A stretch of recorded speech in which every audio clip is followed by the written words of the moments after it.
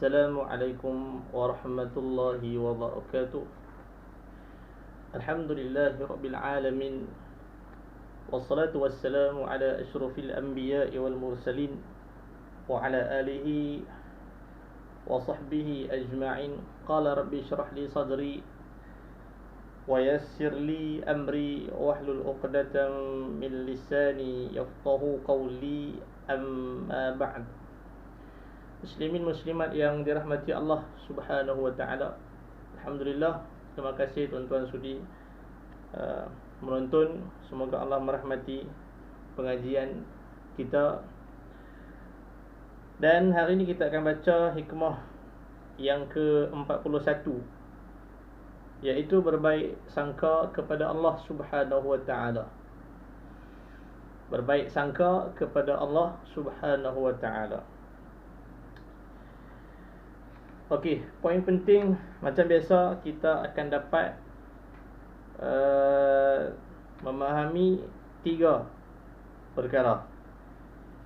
Yang pertama, sebelum tu kita baca dulu matan dia. Jika anda belum dapat memperbaiki prasangkamu terhadapnya, yakni Allah, kerana kesempurnaan sifat-sifatnya. Kalau maksud dia sikit saya terangkan, kalau hang belum dapat baiki diri hang tu, yakni prasangka hang tu terhadap Allah, kerana kesempurnaan sifat dia. Banyaklah sifat-sifat Allah ni kita baca, kita tahu, tapi prasangka terhadap sifat itu kurang baik pada diri kita tu. Kita tak boleh nak sangka baik dengan sifat kesempurnaan Allah tu, walaupun kita zahirnya kita tahu. Maka hendaklah anda memperbaiki sangkamu dengan wujudnya. Okey, so kita pergi tempat lain, yakni cuba memperbaiki sangka kita itu dengan adanya dia, kerana adanya hubungan pertaliannya sertamu. Sebab dalam setiap urusan kita, okey, adanya Allah di situ, maksud dia yang menyempurnakan segala-galanya. Macam mana yang kita dah sebut dah dulu, gerak-geri kita, pandangan, semua benda tu nikmat Allah. Okeylah kalau hang tak boleh nak sangka baik dengan sifat Allah yang sempurna tu, kita pergi kepada sangka baik terhadap hubunganmu dengan Allah, pertalian itu kita dengan dia dalam setiap urusan kita. Pertaliannya sertamu. Bukankah dia tidak membiasakanmu hanya pada yang baik-baik dan tidak menyampaikan kepadamu melainkan nikmat-nikmatnya? Bukankah setiap hari hang telan nikmat dia, hang guna nikmat dia? So takkan tak boleh nak sangka baik dengan tu? Itu dia punya matan dia lah. Dan sikit kita cuba bagi faham, Allah bagi faham lah. Okey, kita pergi yang pertama. Manusia Muslim bila sebut tentang baik sangka terhadap Allah, okey, maka dia terbahagi kepada 2 bahagian. Kita buat A dan B lah. A khusus, B umum. Manusia Muslim yang baik sangka terhadap Allah ni 2 bahagian.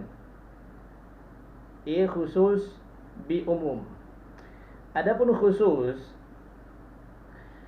yakni sebahagian kecil dari manusia muslimin yang dia berbaik sangka kepada Allah dengan menilik sifat-sifat Allah itu. yang maha agung, yang maha sempurna, yang maha pengasih, maha bijaksana dan lain-lain. Dia menilik sifat-sifat Allah satu persatu. Maka dengan perhatian dia terhadap sifat-sifat Allah itu, lahirlah perasaan, keyakinan dalam dirinya untuk berprasangka baik kepada Tuhannya.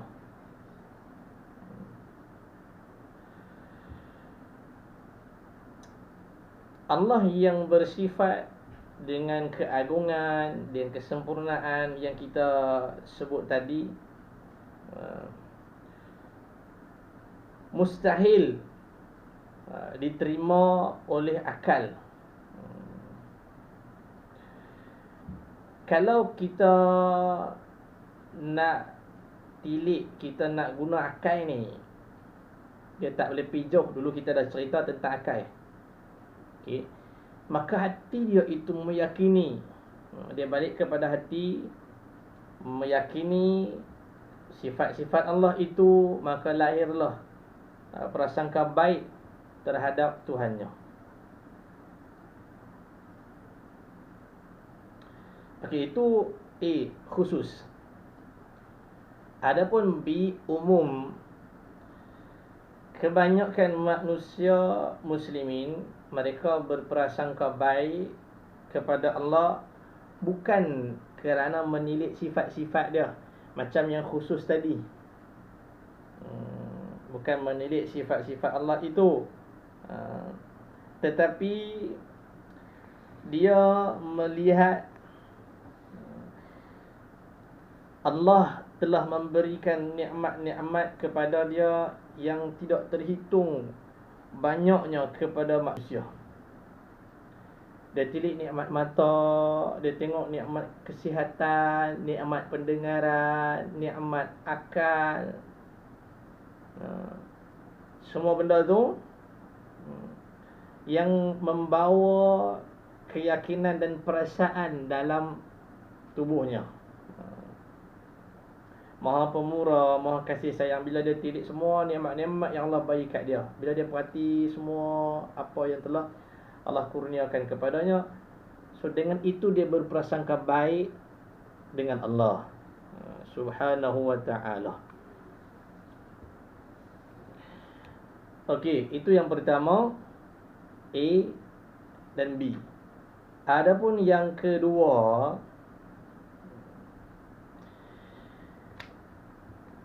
bila Allah mengurniakan kepada kita sangka baik, tak kiralah sama ada yang umum ataupun yang khusus, bererti Allah ingin melicinkan perjalanan hubungan antara kita dengan dia. Itu nikmat tu Allah bagi tu.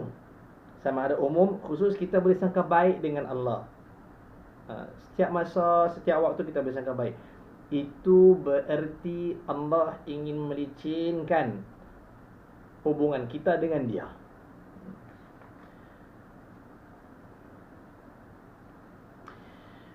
So antara golongan yang kita sebut tadi, A dan B, kita nampaklah yang paling tinggi khusus lah, yang bawah umum.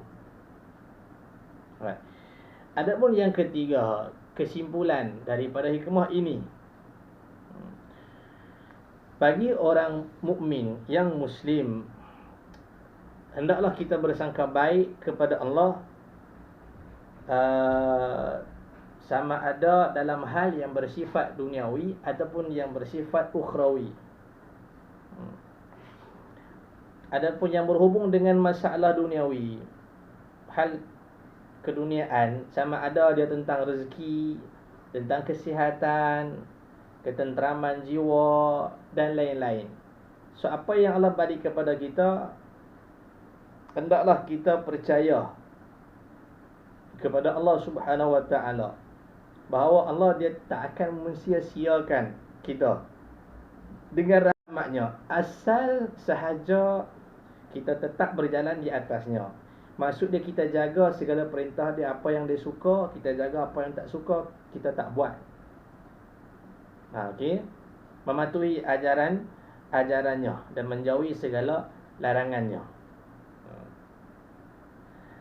Adapun berkenaan masalah ukhrawi, akhirat, pahala, dosa pun kita harus bersangka baik kepada Allah, bahawa amal ibadat kita pasti diterima oleh Allah Subhanahu wa ta'ala.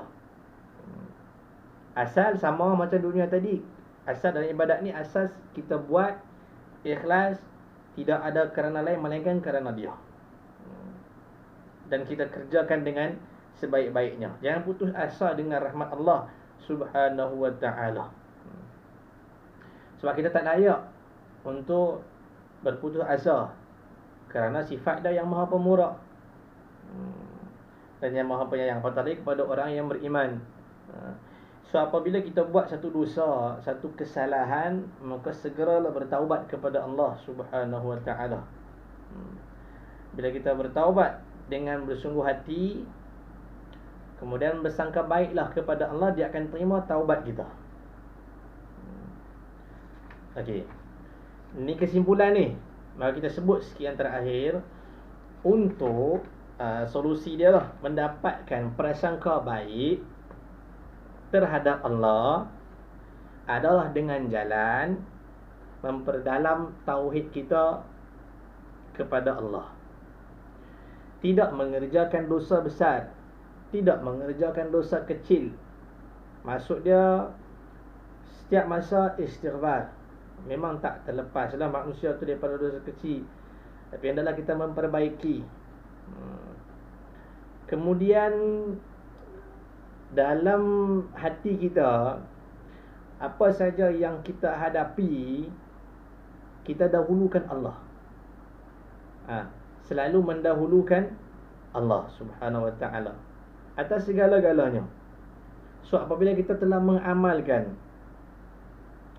yang demikian, barulah dalam hati kita akan timbul tali yang halus, yang sangat indah, bertemu dan terikat dengan Allah Subhanahu wa ta'ala, sehingga seluruh perhatian kita mendapat sambutan dari Allah Subhanahu wa ta'ala. Okey, bila kita buat yang tadi tu, Allah takkan sia-siakan. Dia akan start wujud sikit hubungan kita dengan Allah tu, dan kita akan merasai kemanisan dalam berhubungan dengan Allah Subhanahu wa ta'ala. Selesai. Jadi Allah Subhanahu wa ta'ala menyambut apa yang kita sangka dalam hati terhadapnya. Bila kita sangka baik, maka baiklah sambutannya. Jika tidak, maka dia adalah Maha Kuasa atas kehendaknya. Mudah-mudahan yang terakhir kita diberikan kurnia oleh Allah dalam berprasangka baik kepadanya dalam segala hal lah, sama ada hal duniawi maupun hal ukhrawi. Bahawasanya dia tidak menghendaki yang tidak baik atas ketentuan-ketentuan yang telah ditentukannya. Tuan-puan, dia tentukan ke atas kita. Last kali dia abang ni, bukan benda yang tak baik, kita nampak zahir tak baik, tapi dia tentukan semua yang terbaik untuk hamba dia. Atas kita, hang nak sangka apa? Hang pilih negatif ataupun hang pilih positif. Kalau hang dikurniakan positif selalu, maka itu nikmat Allah. Syukur kepada dia. Minta supaya istiqamah dalam pemberiannya itu.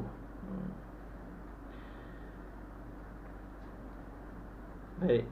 Mudah-mudahan Allah Subhanahu wa ta'ala mengampuni segala dosa dan kesilapan kita, dan semoga dia memberi hidayah, taufiknya untuk kita beramal dengan tujuan dekat kepadanya. Terima kasih banyak sekali pada tuan-tuan yang menonton dan juga yang subscribe channel saya. Semoga Allah berkati tuan-puan. Saya mohon maaf atas kekurangan terkasar bahasa saya. Saya akhiri dengan ucapan aqulu qawli hadza wa astaghfirullahal azim li wa lakum Wassalamualaikum warahmatullahi wabarakatuh.